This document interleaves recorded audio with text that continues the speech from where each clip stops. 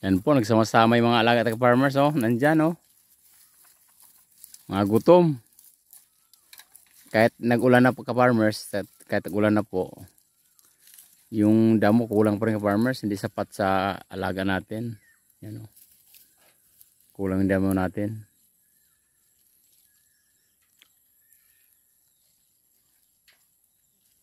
Yan po, oh. Yan yung mga alaga at farmers. Katanggalin ng pagod din yung mga alaga natin. Yung iba, wala pa dito yung iba.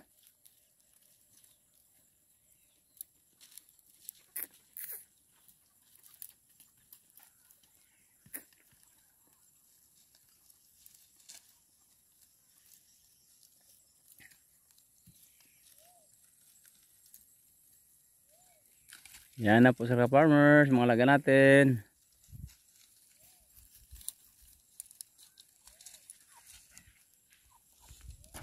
Yan po, nandyan sila. Hindi birong parami ng alaga farmers. Talagang grabe yung sakripisyo bago ka makaparami ng mga alaga. Sabing pagod. Pero sa wakas farmers at paano, sulit na yung pagod natin pag nanganak na sila, pag lumaki na. Pero pag mga kambing ka farmers, masilan. Minsan kat malaki na po yung mga kambing natin na kusang biglang mamatay na lang. Hindi natin alam kung dahilan. Ginagamot naman natin ka farmers yung mga kambing, kaso minsan biglang mamatay na lang. So, wala ganun talaga yung pagkakambing, lalo sa mga gatong farm ka farmers. Hindi katulad ng mga farm na nakakulong talagang medyo kaunti yung mortality nila.